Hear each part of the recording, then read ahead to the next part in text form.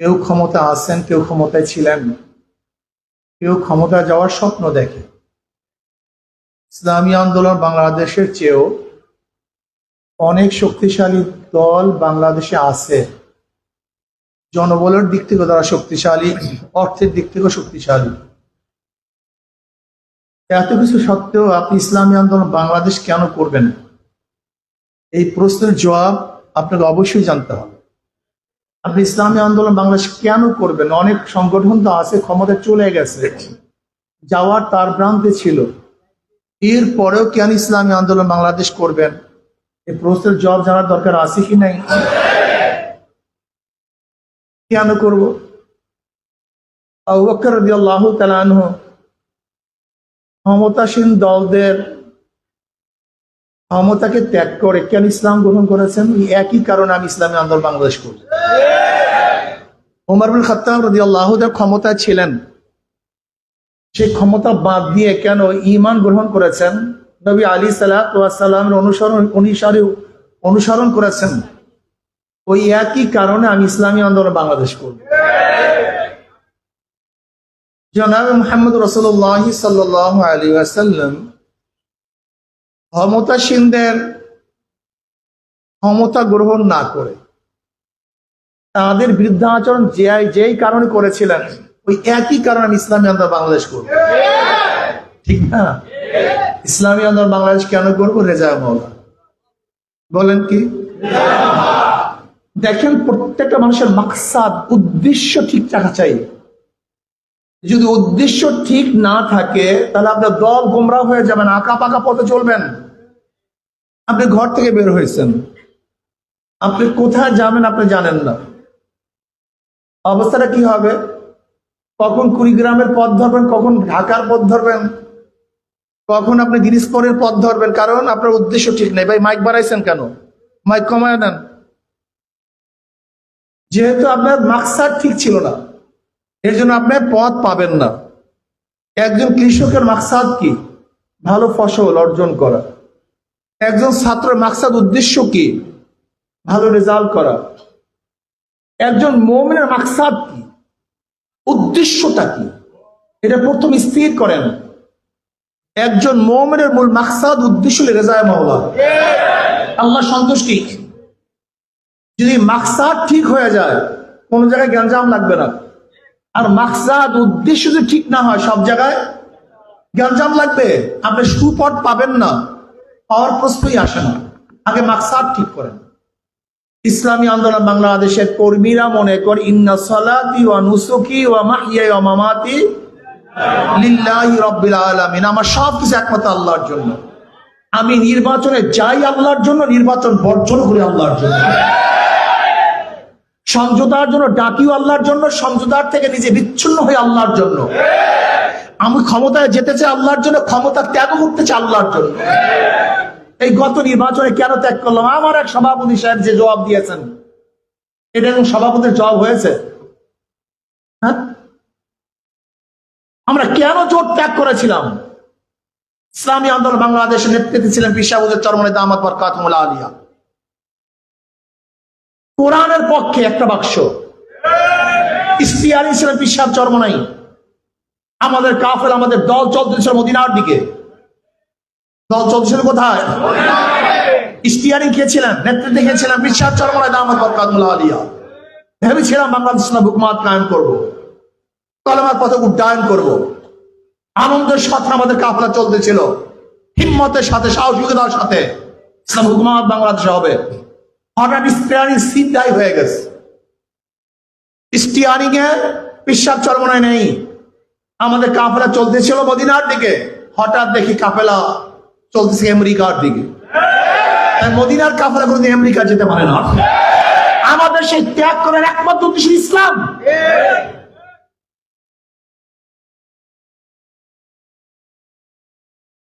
ইসলাম, ইসলামের জন্যই আমরা জোট করেছিলাম, ইসলামের জন্যই আমরা জোট ত্যাগ করেছি। মাথার মধ্যে ঢুকান, ইসলামী আন্দোলন বাংলাদেশ ইসলামের জন্য ক্ষমতা ত্যাগ করতে পারে, কিন্তু ক্ষমতার জন্য ইসলাম ত্যাগ করতে পারে না। তারা আল্লাহ সন্তুষ্টির জন্য সন্তানদেরকে, স্ত্রীকে, ছেলেকে, মেয়েকে, জায়গা জমি এমনকি জীবন ত্যাগ করতে পারে, কিন্তু ক্ষমতার জন্য কোনো কিছুই তারা ইসলাম এবং ঈমানকে ত্যাগ করতে পারে না। এটা প্রথম মাথার মধ্যে ঢোকা। আমার মূল উদ্দেশ্য ইসলাম। আমাদের শরীফে কি বলেছে? আমরা প্রচারিত নিয়মে দেশ পরিচালনা করব, ইসলাম হুকুমাত কায়েম করবো, ইস্তেহারের মধ্যে নাই আমরা থাকতে পারিনি। যদি তারা ইসলামী হয়, ইকামত দ্বীনই কায়েম করবে, তাহলে আল্লাহ পাকের ফরজ বিধান পর্দাকে লঙ্ঘন করে ইকামত দ্বীন হয় না। পর্দার মতো ফরজ লঙ্ঘন করে ইকামত দ্বীন হয় না,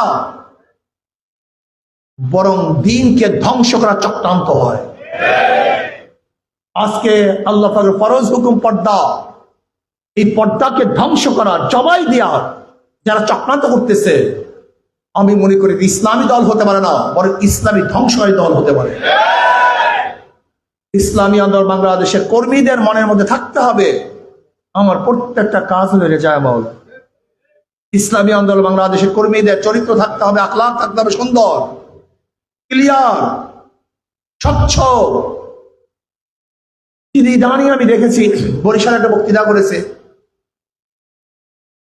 বরিশালে বক্তৃতা করার পরে আমাদের একদল ভাই খেলাফত মজলিসের, তারা এইটা নিয়ে ভিন্ন দিকে রোপ করছে। কেন ভাই? আমি তো আপনাদের কথা বলি নাই। আমি মুস্তাকুর নবী সাহেব দামাত বরকাতুল্লাহ আলিয়ার ওখানে একটা বয়ান করেছিলাম মিথ্যার উপরে। আমি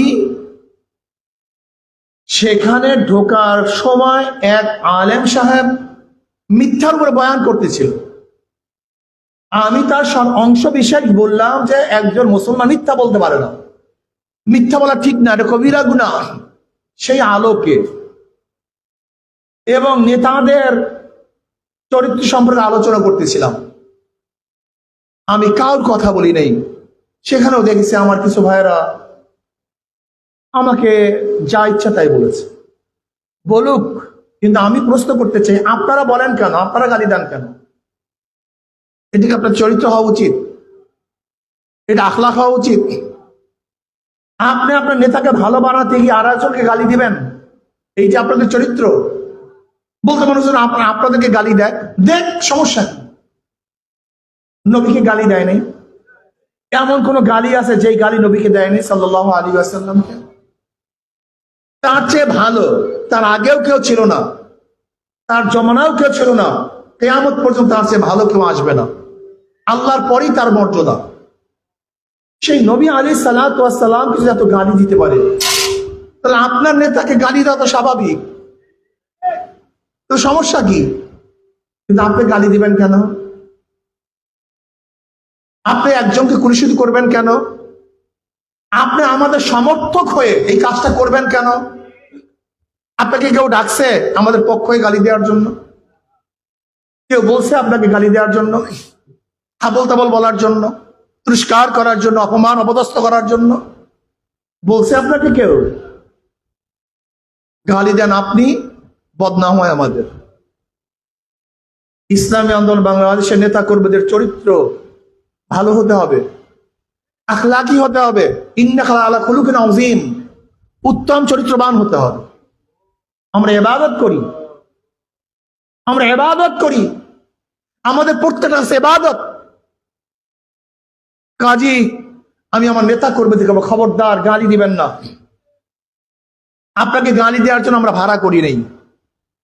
আমাদের সমর্থক হয়ে, আমাদের কর্মী হয়ে, আমাদের মুহিব্বিন হয়ে, আমাদের পক্ষ নিয়ে কাউকে উলঙ্গ ভাবে গালি দিবেন, তার ইজ্জাতকে হরণ করবেন, তার ইজ্জাত নষ্ট করার চেষ্টা করবেন, এটা ইসলাম না, এটা ইসলাম না, ইসলাম হতে পারে না। খাস করে কোন এক দলের নেতাকে আপনি কটূক্তি করবেন, এটা কেমন কথা হলো? এটা কেমন কথা হলো? এটা পছন্দ করি না। তারা যত পারে গালি দেখ, আরো বেশি দেখ, সমস্যা নেই। আপনি কোনো অবস্থাতেই অযাচিত, অভদ্র, যা শরিয়াত আপনাকে হুকুম দেয় নাই, অনুমতি দেয় নাই, এমন কোন শব্দ আপনি কোন অবস্থাতেই কারোর সম্পর্কে প্রয়োগ করতে পারবেন না।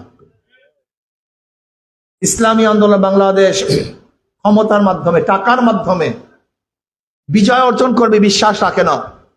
ইসলামী আন্দোলন বাংলাদেশ বিশ্বাস করে আমরা ক্ষমতা যাবো আল্লাহ পাকের রহমতের ভিত্তিতে। আর আল্লাহ পাকের রহমত আসবে না যতক্ষণ পর্যন্ত তাকওয়া ভিত্তিক না চলবেন। যতক্ষণ পর্যন্ত তাকওয়া ভিত্তিক না চলবেন আপনাদের উপর আল্লাহর রহমত আসবে না। আত্তাকুল্লাহ, আল্লাহকে ভয় করো। ওরা আমাদের পর যত পারে গালি রেখ, যত পারে মিথ্যা প্রচার করুক, যত আমাদেরকে দালাল বলুক, বলতে থাকুক। আল্লাহ পাক ঘুমান না, আল্লাহ পাক ঝিমঝি দেন না, আল্লাহ পাক সব কিছু দেখেন।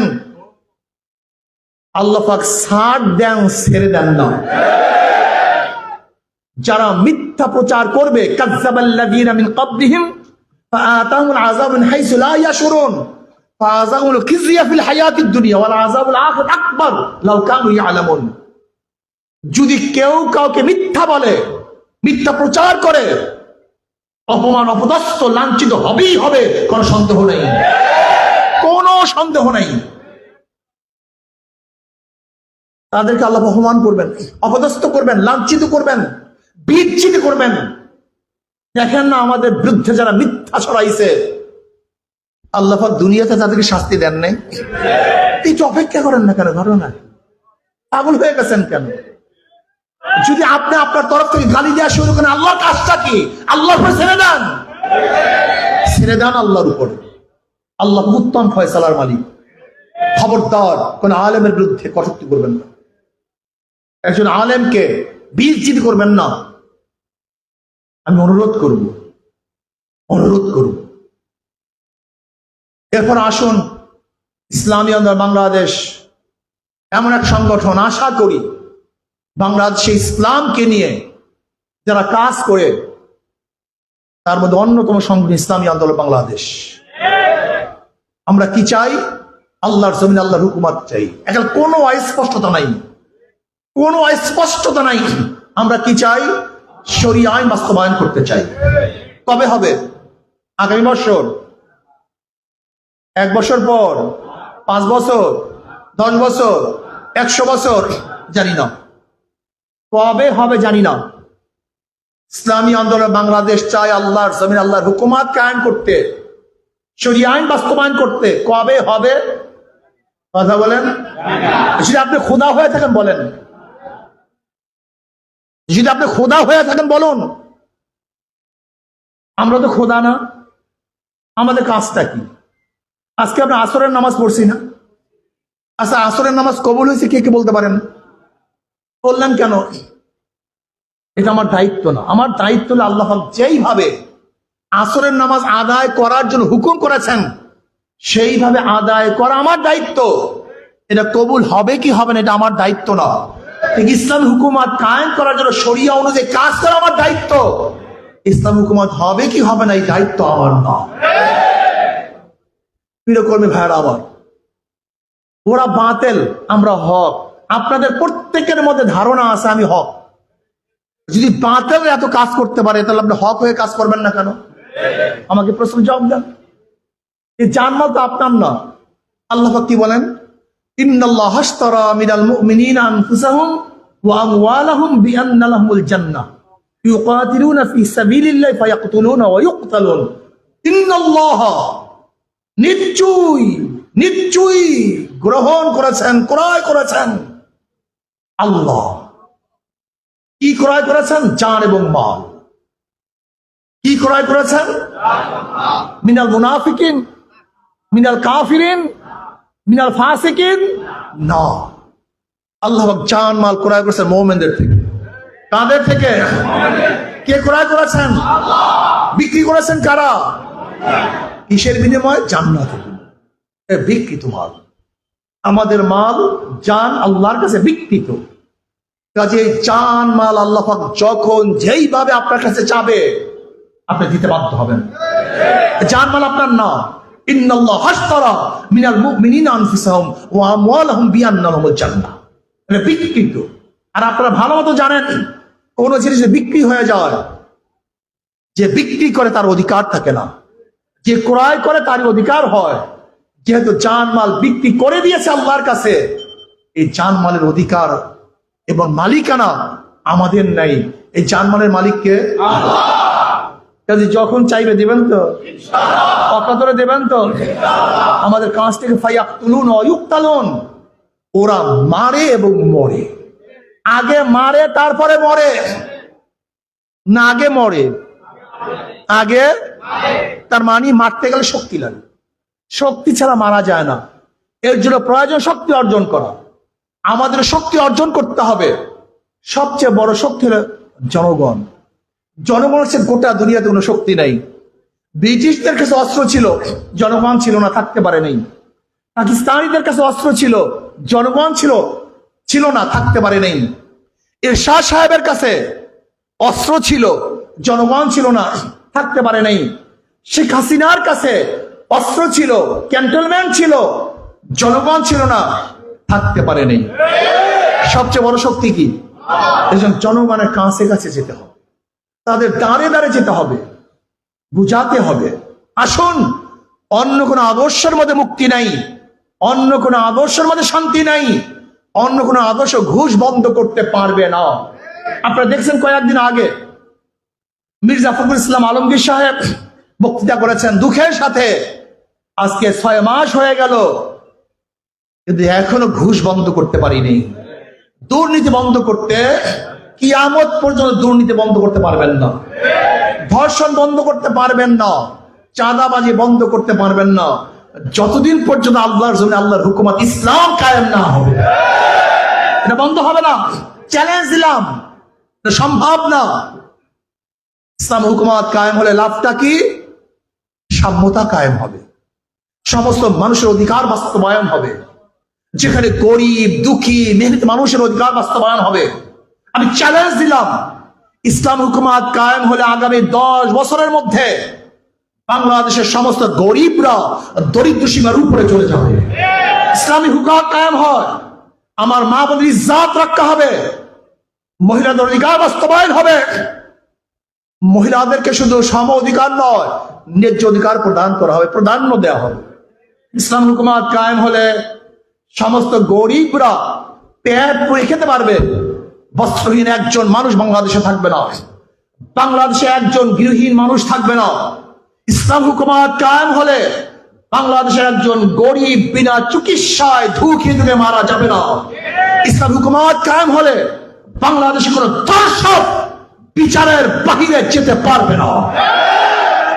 বাংলাদেশ ইসলাম হুকুমত কায়েম হলে একজন চোর নাই, চুরি করে বাঁচতে পারবে। ইসলাম হুকুমত কায়েম হলে প্রত্যেকটা ঘুষখোর তাদের ঘুষ এমনিতেই বন্ধ করে দিবে। এরপরেও যদি কেউ বন্ধ না করে, তাহলে বন্ধ করার ব্যবস্থা গ্রহণ করা হবে। বলতে ঘুষ ছাড়া থাকবো কিভাবে? এর জন্য ইসলামকে ভোট দেই না। চোরেরা মনে করে হুজুর চুরি না করলে আমি খাবো কি, এর জন্য ইসলামকে ভোট দেই না। ওরে বাবা, তুমি চুরি করবা কেন? পেটের ক্ষুধা, তোমার তো চুরি করতেই হবে। ইসলাম হুকুমতের দায়িত্ব তোমার পেট পুরানো, তোমার পেট পুরানো, পেট ভরানো তো ইসলাম হুকুমতের দায়িত্ব। তুমি চুরি করবা কেন? ঘুষ করে বলতে পারেন হুজুর ইসলাম হুকুমত হলে ঘুষ না খাইলে চলবো কিভাবে? আসলে তুমি চলতে পারবে, কিন্তু তোমার অভ্যাস খারাপ হয়ে গেছে। অভ্যাস, পাশের টেবিলের লোক চুরি করে, ঘুষ খায় বিদায় তুমি ঘুষ খাও। পাশের টেবিলের ব্যক্তি যখন ঘুষ খাবে না, তোমার আর ঘুষ খেতে মনে চাইবে না। বিশ্বাস করো, চরমনের হাজারো মুজাহিদরা আছে, একদিন খারাপ কাজের মধ্যে লিপ্ত ছিল, অন্যায় ভাবে সম্পত্তি কামাই করেছে, কিন্তু আল্লাহ পাক যখন তাদেরকে দ্বীনের বুঝ দান করছে, সে সমস্ত অবৈধ সম্পত্তি ফেরত দিয়েছে। আল্লাহর ভয় ব্যতীত শুধু আইনের মাধ্যমে মানুষকে কন্ট্রোল করা সম্ভব নয়। এই জন্য আসুন না, ইসলাম হুকুমত কায়েম করি, সবাইকে দাওয়াত দেই, সর্বোচ্চ চেষ্টা করি, ইনশাআল্লাহ ইসলাম হুকুমত কায়েম হবে। আজকে হোক কালকে হোক, কোনো সন্দেহ নাই। ইসলাম হুকুমত কায়েম হোক অথবা নাই হোক, ইন্নাল্লাহ হাশতারা মিনাল মুমিনিনা আনফুসাহুম ওয়া আমওয়ালাহুম বিআন্না লাহুমুল জান্নাহ। ইসলামের জন্য কাজ করি, তাহলে অবশ্যই আল্লাহ পাক আমাদেরকে জান্নাত দান করবেন। এই কাফেলাকে আল্লাহ কবুল করে নেন, সব দিক থেকে হেফাজত করেন, আমাকেও কবুল করে নেন, আমাদের সবাইকে কবুল করে নেন। নতুন কমিটি গঠন হয়েছে, মিল মোহাম্মদের সাথে, আন্তরিকতার সাথে সবাই যেন ইনশাআল্লাহ কাজ করি। আল্লাহ সবাইকে তৌফিক দান করেন। আল্লাহুম্মা আমিন। ربنا ظلمنا انفسنا وان لم تغفر لنا وترحمنا لنكونن من الخاسرين ربنا آتنا في الدنيا حسنة وفي الآخرة حسنة وقنا عذاب النار اللهم احفظنا من كل بلاء الدنيا وعذاب الآخرة ইয়া আল্লাহ, এই কাফেলাকে আপনি কবুল করে নেন। আপনার জমিনে আপনার হুকুমত, ইসলাম হুকুমত কায়েম করে দেন। ইসলাম হুকুমতের জন্য সাহাবায়ে কেরামদের নমুনায় সৈয়দ জাদ্দোজাহাদ করার তৌফিক দিয়ে দেন। ইয়া আল্লাহ, এই কাফেলাকে আপনি হিম্মত এবং খুলুসিয়াত বাড়ায় দেন। রব্বি ইরহামহুমা কামা রাব্বায়ানি সগীরা। সুবহান রাব্বিকা রাব্বিল ইজ্জাতি আম্মা ইয়াসিফুন, সালামুন আলাল মুরসালিন, আলহামদুলিল্লাহি রাব্বিল আলামিন। আসসালামু আলাইকুম ওয়া রাহমাতুল্লাহ।